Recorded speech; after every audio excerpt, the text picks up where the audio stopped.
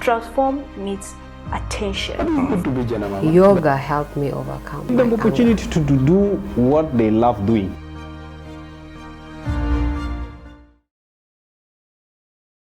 Hey, welcome to the Ebenezer Show. You know, life can be serious, boring, complicated, and not going your way. Family, school, work, community, can so many things take your time. You wake up in the morning and you come back late at night and you are tired, it's stressful. You need something that can help you relax your mind, make you to be creative, make you to focus in life. Entertainment is what is more of value than any other things. And today I'm hosting one of the biggest names in the entertainment industry, that is none other than MC Lumoex. You're welcome. Oh yeah. How are you? I'm very good. How are you? Good to have you on the Ebenezer Show. Yeah, it's glad to be here. How is the running up and down? It is not bad. We're pushing on very well. Yeah, I mean, entertainment is entertainment. We just need to make sure things add up, basically. What else do you want us to know about who MC Lumoex is? Yeah, basically, MC Lumoex is a South Sudanese artist. My stage name is MC Lumoex, and in case of other names, I'm Isaac Anthony Lumori. I'm a South Sudanese, and I love promoting the culture of the South Sudanese 64 tribes. MC Lumoex. Are you an MC? Yes. I can't say I'm an MC. I'm just like any other African artist, like MC Galaxy. He's not an MC, he's an artist. And I'm MC Lumoex. I am an artist. And yes, to do an MCing or to host an event, it is something you can do, anybody can do. You can even be an MC. I mean, so if somebody hear about your, with the biggest name that you have, if somebody has an event and then, I think MC Lumoex can do this. Yeah, you know, sometimes it's just like, to make your event colorful, sometimes you need to bring in, famous people and stuff like that. I mean, we need to encourage people, like, when you have an event, try to bring a key person there, you know, and your event will be really, really good. There are many weddings that I've been in. Great. Let's talk about your music career. When did you join music, and how has been the journey so far? Yeah, basically, I can tell you it is a little bit interesting when I talk about my music career. I've been a musician since childhood, but the time that I realized that I can do music was way back in 1997, and there was nowhere to practice music. The only way where I could practice music was to go to the church. And I didn't go to the church because I wanted to go for music or something like that. But I went to church because, like, it was a calling, God's calling. And then I realized that I could be able to, that I had a talent or I had a gift of music. But actually, when we talk about the birth, on the time that you basically came onto the limelight, it is in 2014. 2014, yeah. And then I came to the limelight with a song called Rabona Hami Beledna. And I was talking about the 2013 war that erupted in our country. Yeah. And I was trying to tell the people, please, we cannot continue like this. Let us come back. So I released that song early 2014. Do you play an instrument? Yeah, I play the guitar. A guitar? Yeah, I play the guitar. Professionally? Yes, it's basics. All types of guitar? Yeah, it's only the solo. I do solo. I always went for things that are hard. Whatever people think it cannot work is what I go for. Yeah.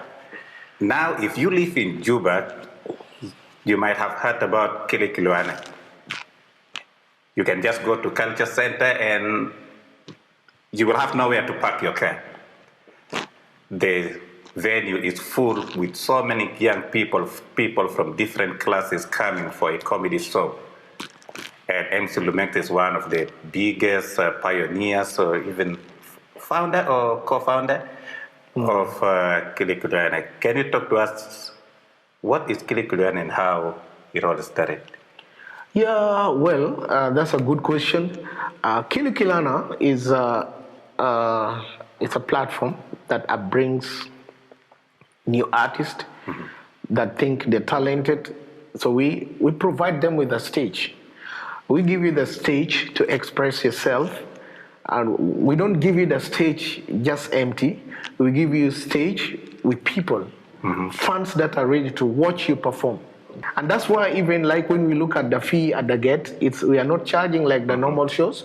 We are charging it down so that we can have funds for artists to sing. It was £500, I think. Yeah, we started from £2, £3, £5, £10, £15, until it is 75, until it went to £100. And now currently we have it at £1,000. If Kilkilu Ana is started, you are talking about £2, £5, £10, and those not even don't exist now. When did Kilkilu Ana start? Of course, Kilkilu Ana started it's 2014, May 2014. The 3rd of May, our anniversary is always on the 3rd of May, 2014.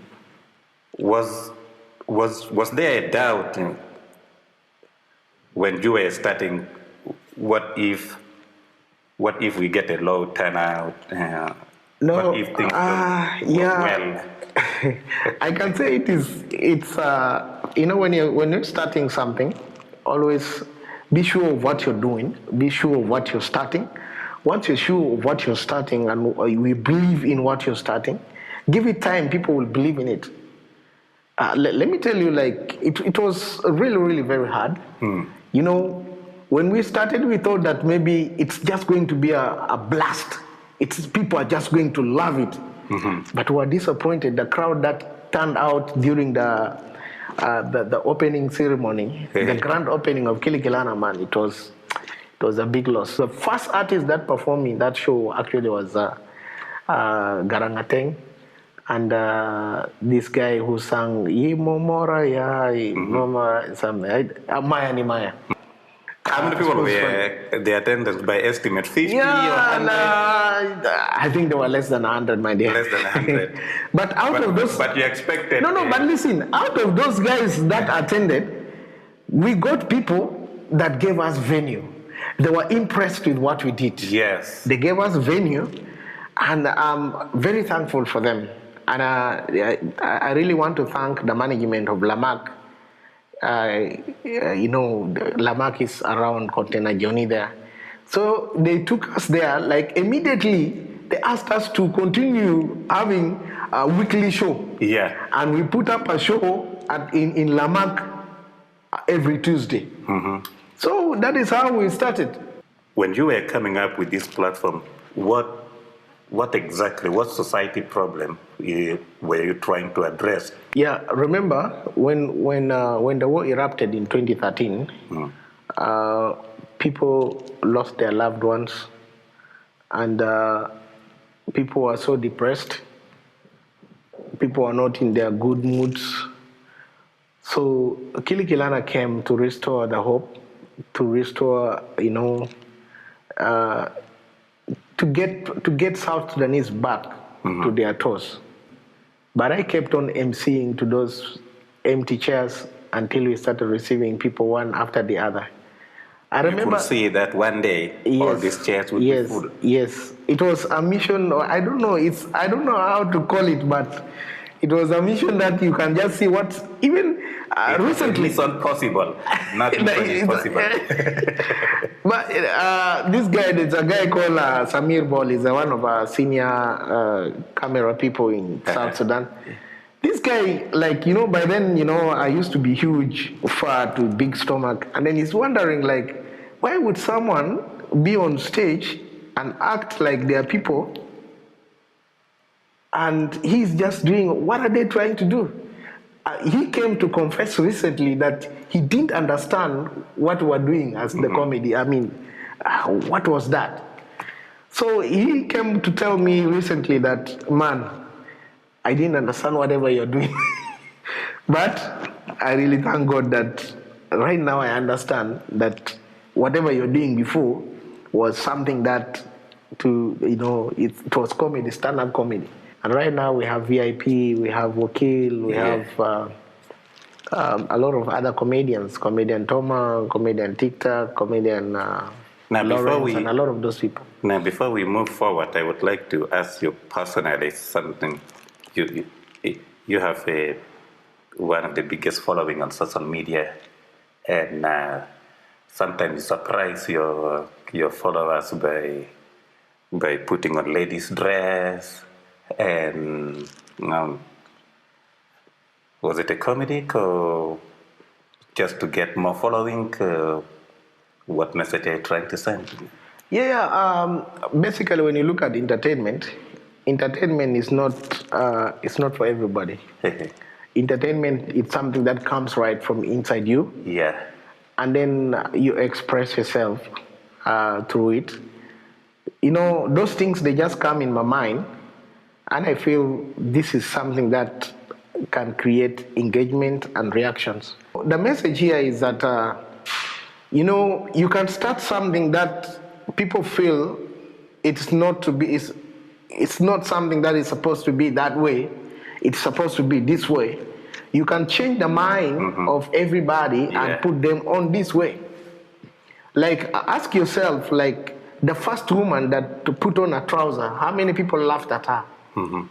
But imagine the person continued with the trend until trousers became normal. Became normal, and when you see a woman in a trouser, I mean, it doesn't surprise you anymore. It is okay. It's a normal thing. And then it is the same concept I had in my mind. I'm like, okay, but if women are putting on trousers, what makes us not to put on skirts? Trousers. Or skirts? What makes us men not to put on skirts? The idea is there are a lot of things in the world, and we tend to copy those things. And then what do we do as we, the South Sudanese? What do we do? What do we copy? What do we take, and what do we leave? Because otherwise, we will all be whatever. Now, by me putting it on, are you impressed if I do that? It's a question is in your mind. Like, are you impressed? If you're not impressed, then please go for the right thing. From a humble beginning to becoming the biggest comedy space in South Sudan, if I may say. And you just said when you started, you were somehow disappointed because less than 100 people turn up. But today, you have people waiting outside while the hall is already full. What do you think has happened to the general public that now they can pick more interest in comedy? That is the most interesting part with the audience who are South Sudanese, or our audience that live in South Sudan. One is our audience have, our country has gone through a lot of curfews. And there is an aspect of insecurity in every South Sudanese mind. And, through, and South Sudanese are people who, according to the experience that I have, they are royal. They are royal. They need to understand something before they start getting involved in it. Like how we made it possible is that we made the entertainment really look good. We don't care whether it is one person that comes or two or three. We care, like when the person comes, he gets entertained. So these people get entertained, they go, they bring other people. Yeah. What does the future hold? Yeah, the future is bright when it comes to comedy. There is a big platform. I am concerned about the upcoming comedians, musicians, and all this. And when you are an upcoming, you begin to have that vision. If I can get a chance in Kilkilu Ana, that can really give me a boost. What is the plan for the upcoming comedians and upcoming artists and other who are still looking for platform? Yeah, basically, we are building Kilkilu Ana to accommodate everybody, the upcoming and even the established artists.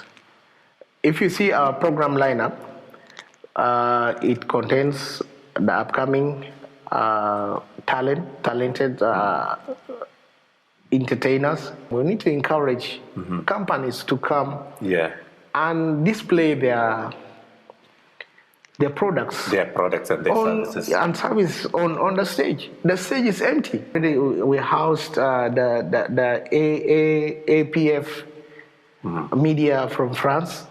We have housed a lot of other media houses from France and talking about our stories. We call upon different companies and different organizations to support Kilkilu Ana. It's not something that forward, but we are doing it to develop the nation and create coexistence and a peaceful coexistence among the South Sudanese, basically. Yeah. What is your last message for the young people in general? What can I tell the young people? Young people, the future of this country belongs to you. When it comes to arts and entertainment, please, you need to be organized as possible. Be yourself. Be focused, committed to what you want to push out to the people. Digest your message, first of all. Does the message does it speak to you before you allow it to go out to the media or to go out to the public? The message has to speak to you first before you send it out. That's why today we are what we are, because we sit down and write songs, compose a song that is gonna catch the minds of everybody, not only the old or young, middle age, but everybody. Do not recycle what already Africa know. Yeah. We need to give Africa our new, who we are. And that's why it's important to compose songs that are related, that talk about our culture. And that's why the Nigerians are selling their culture all over. So we as South Sudanese, we can also do the same and sell out our culture. A musician or anybody who is doing entertainment, you sell out your culture. It all start like the story of Kilkilu Ana. Nobody believed in us, but time came. Yes, we are now here. Yeah. So that's the only message I can say now to the people. And thanks to Ebenezer, for calling us over. The story of Kilkilu Ana can inspire us and help us know that you can dream. You can start small, but your dream can become a reality. You can make the impact that you think you want to make, only if you can stay focused and if you can be consistent. And the same story of Kilkilu Ana makes us understand that we have the responsibility to tell our stories to Africa and to the whole world. Nobody can tell your own story, but you are the best narrator of your own story. And to all of us who are watching, we invite all of you to consider going on every Thursday to Kilkilu Ana if you want to relieve your stress, if you want to meet new friends, if you want to learn about South Sudanese culture through music, through comedy, through artists, through art, and through any form of talent that you will get there. Every Thursday evening, Nyakron Culture Center is the way to go. Thank you so much for joining the Ebenezer Show, and thank you for sharing your experience and your story with us. Thank you too. I do appreciate it. See you next time. Thank you. Great. Thank you.